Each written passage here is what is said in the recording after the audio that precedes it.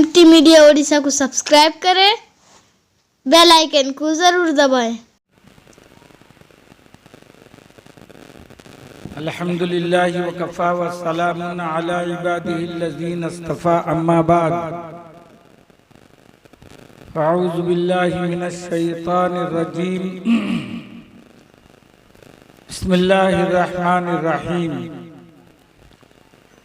क़ाल अल्लाहु तबारक व तआला फ़ी कलामिल मजीद वल फ़ुरक़ानिल हमीद अऊज़ु बिल्लाहि मिनश शैतानिर रजीम बिस्मिल्लाहिर्रहमानिर्रहीम मुहम्मदुर रसूलुल्लाह वल्लज़ीना मअहु अशिद्दाउ अलल कुफ़्फ़ारि रुहमाउ बैनहुम वक़ाल तआला बिस्मिल्लाहिर्रहमानिर्रहीम कुल्लु नफ्सिन ज़ाइक़तुल मौत सदक़ल्लाहुल अलीयुल अज़ीम वाइज़न क़ाल नबी सल्लल्लाहु अलैहि वसल्लम अरहमु उम्मती बि उम्मती अबू बकर व अशद्दुहुम फ़ी अम्रिल्लाहि उमर औ कमा क़ाल अलैहि सलातु वस्सलाम। स्टेज पर तशरीफ फरमा मुक़्तदर मुअक्कर उलमाए किराम, सामईन इज़ाम, नौजवानान इस्लाम, इफ़्फ़त माब, पर्दा नशीन ख़वातीन इस्लाम, सबसे पहले एमटी मीडिया को मैं मुबारकबाद देता हूं कि आपके इस जलसे का तज़किरा 3 दिन पहले मैं अपने ससुराल में बैठा हुआ था, सऊदीया से 2 फोन आया तो उन्होंने पूछा कि कल आप जा रहे हैं। मैं क्या कहाँ हूँ? अरे सुंगड़ा में जलसा है। मैं क्या तुम्हें कैसे पता चला? नहीं, एमटी मीडिया का ऐलान पूरे सऊदीया में गश्त कर रहा है। मैं अल्लाह का शुक्र अदा किया कि ये सुंगड़ा मरकजुल उलूम की खुसूसियत और इम्तियाजात है कि उसका तज़किरा बलद रसूल सऊदी अरबिया में भी हो रहा है। ये आपके एमटी मीडिया ने आपकी शोहरत को पूरी दुनिया के अंदर पहुंचाया। बहरहाल हम तो दुआगो हैं कि हमारे दोस्त मतीउल्लाह का ये सिलसिला एमटी मीडिया का हमेशा कायम रहे, दायम रहे और शोहरत की बुलंदी तक पहुंचे। सुंगड़े में तकरीर करने की कोई जरूरत नहीं पड़ती, ये खुसूसियत है। हम हर जगह कहते हैं,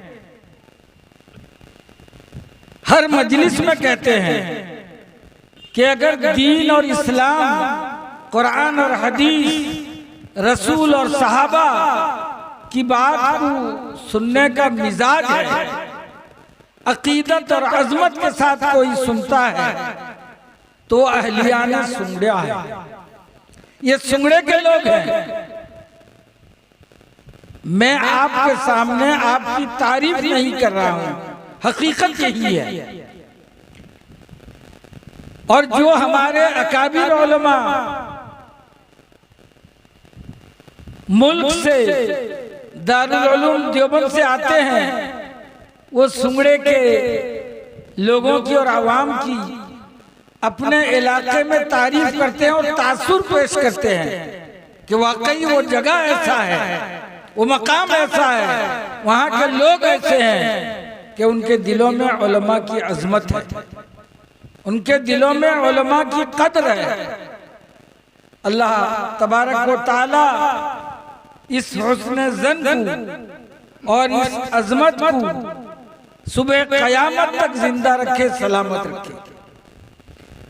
ये चीज आपकी नस्लों में भी पैदा हो। दोस्तों, बुजुर्गों,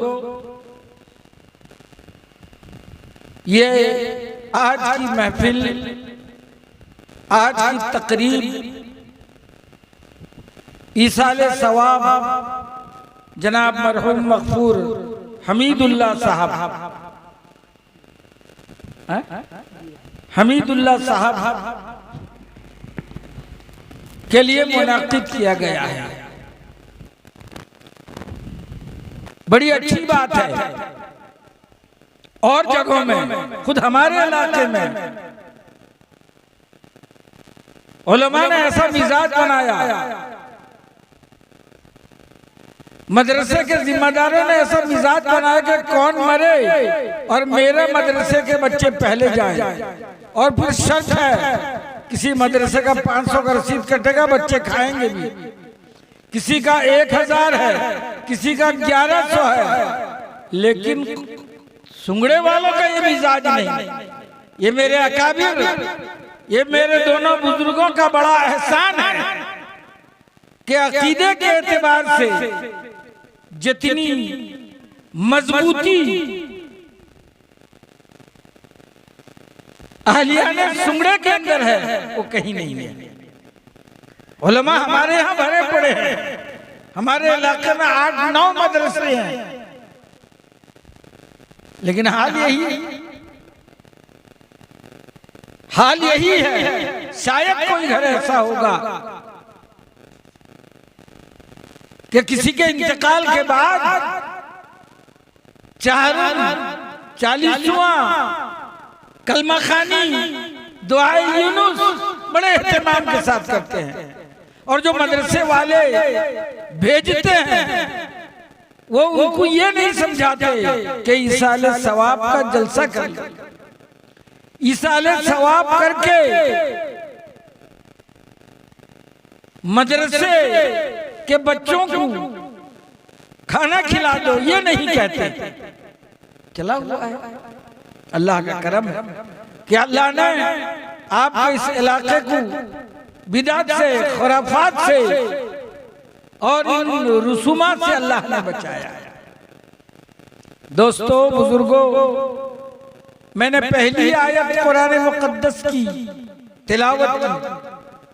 आयत बहुत बड़ी है, ये सूरत बहुत बड़ी है, लेकिन मैं मुख्तसर, इसलिए कि मेरे बाद मुकर्रिर हैं हजरत मौलाना कारी मोहम्मद अली, आपके महबूब मुकर्रिर, हिंदुस्तान के मकबूल मुकर्रिर।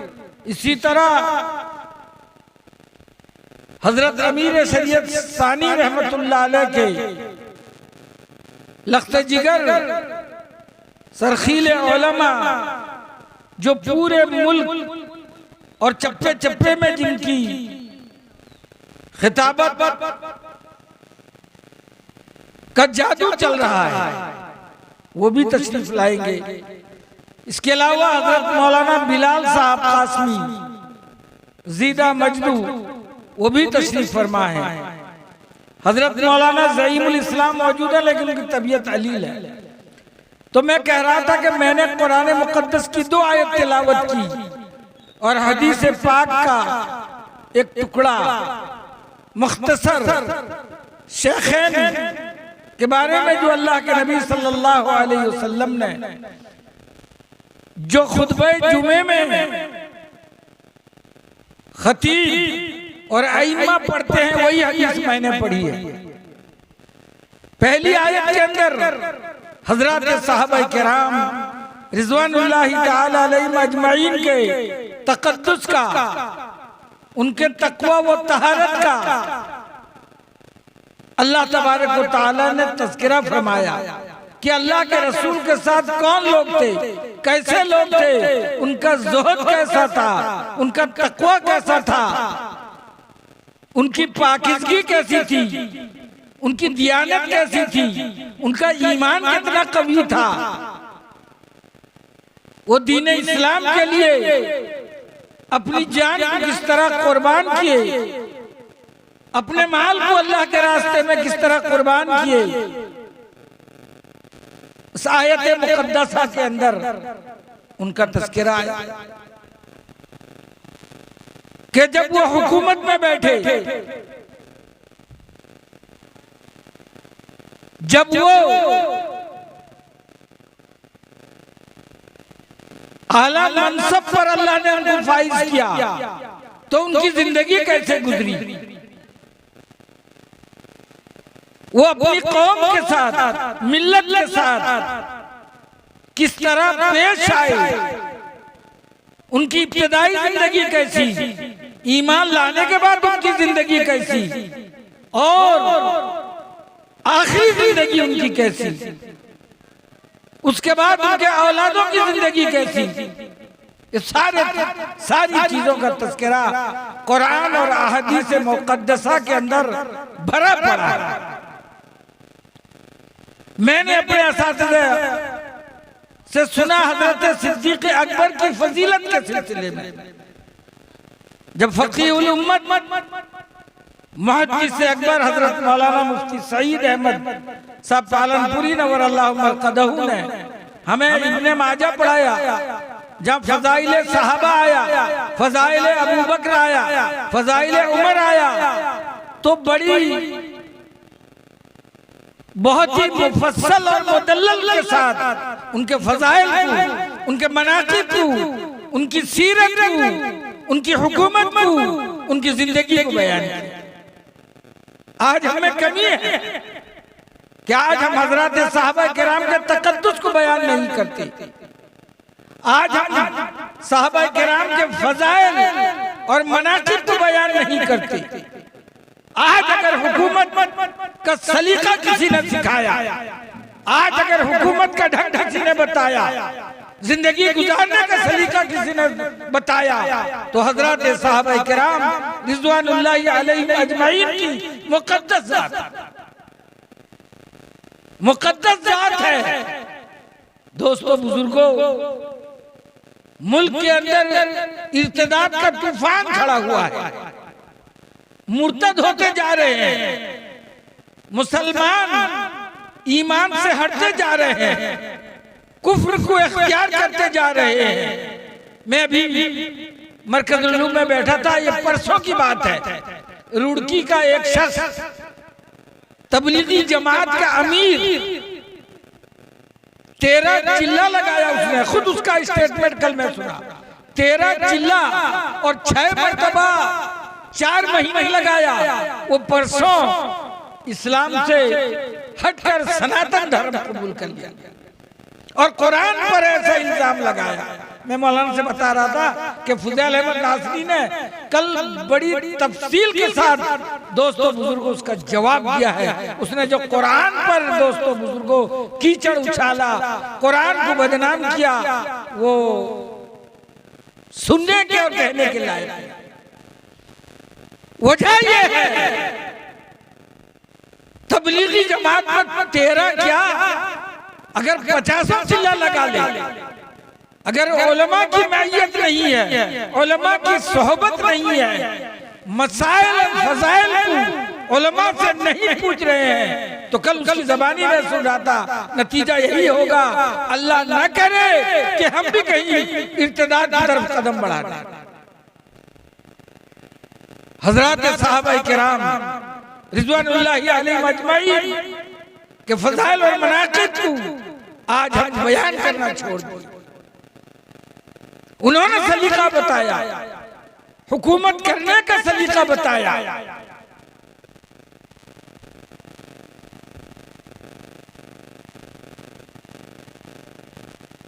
गांधी जी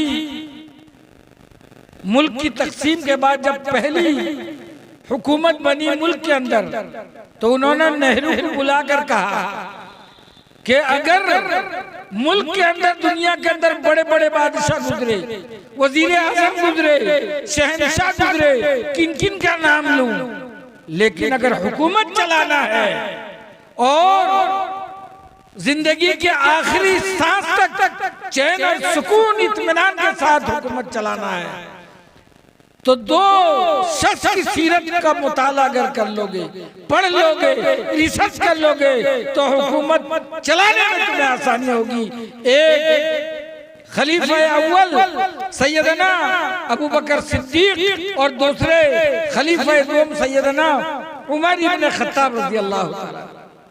गांधी जी क्या थे, लेकिन नेहरू ये मुतासिब था, तासुब जहन का था, इसलिए दोस्तों बुजुर्गों उसे कबूल नहीं किया, जुर्रत नहीं थी कि गांधी जी के सामने इसका जवाब दे, लेकिन दोस्तों बुजुर्गों मुतासिब था। आज क्या नतीजा है? तो मैं अर्ज कर रहा था कि हुकूमत करने का सलीका आज मुसलमानों में, अगर कोई एक सरपंच हो जाता, नौमेनी पंचायत समिति हो जाता मेंबर, वो तो छोड़ दीजिए, अगर वार्ड मेंबर हो जाता है तो न जाने अपने आप को क्या समझता है। अगर वो साहबा किराम की सीरत और उनकी खिदमत और उनकी तारीख का मुताला करता, जानता, समझता, तो उसके अंदर आजिज़ी, खाकसारी, इनकिसारी, तवाज़ु होता। हदीस के अंदर आता है अल्लाह के नबी दोनों जहां के आका सैयदना मोहम्मद रसूलुल्लाह सल्लल्लाहु अलैहि वसल्लम का विसाल हो गया। आप पर्दा फरमा गए। कुछ दिनों तक मदीना मनव्वरा के अंदर गम का माहौल था। साहबा किराम को समझ नहीं आता था कि जिंदगी कैसे गुजारी जाएगी। हमारे आका दुनिया से चले गए, हमारे अमीर दुनिया से चले गए, हमारे रहबर दुनिया से चले गए, हम जिंदगी कैसे गुजारेंगे? हुकूमत को कौन संभालेगा? मिल्लत को कौन बचाएगा? दोस्तों बुजुर्गों, सबकी निगाह सैयदना हजरत अबू बकर सिद्दीक रज़ी अल्लाह ताला अन्हु की तरफ जाती है। मुख्तसर यह है कि ऐलान कर दिया जाता है, बेअत भी कर लेते हैं, आप मुसलमानों के अमीरुल मोमिनीन खलीफतुल मुस्लिमीन बना दिए गए और आप उनके वजीर आजम बना दिए गए, वक्त के बादशाह बन गए। उनकी हालात जिंदगी का अगर आप मुताला करेंगे, जायजा लेंगे, तो आप आंसुओं के समंदर में आप डूब जाएंगे। रिवायत में आता है खलीफा बनने के बाद आप एक दिन सुबह की नमाज के बाद, गौर से सुनिएगा, सुबह की नमाज के बाद आप एक बहुत बड़ा गठरा सर में लेकर आप जा रहे हैं, मदीने के बाहर जा रहे हैं। उधर से खलीफा दोम हजरत उमर इब्नुल खत्ताब रज़ी अल्लाह ताला अन्हु और हजरत अबू उबैदा इब्नुल जर्राह, ये दो बड़े साहबी हैं, ये दो बड़े साहबी हैं, उधर से आ रहे हैं। जब उनकी निगाह सिद्दीक अकबर यारे गार पर पड़ती है तो खड़े हो जाते हैं, कहते हैं अबू बकर कहां जा रहे हो? ये सर पे क्या है? आप कपड़े के ताजिर थे, मर्चेंट। कहा मैं पीठ में जा रहा हूं, जो हफ्ते में एक मर्तबा बाजार लगता है, उसे आज भी यूपी के अंदर पीठ कहा जाता है। हफ्ते में एक बार सिद्दीक अकबर लेकर जा रहे हैं कि मैं जाता हूं कपड़ा बेचने के लिए जा रहा हूं, शाम को वापस आऊंगा। हजरत उमर कहने लगे कि फिर मिल्लत का क्या होगा? हुकूमत को कौन संभालेगा? कुर्बान जाइए मुसलमानों, ये इबारत कौन संभालेगा? उन्होंने जवाब दिया कि अगर मैं ये न करूंगा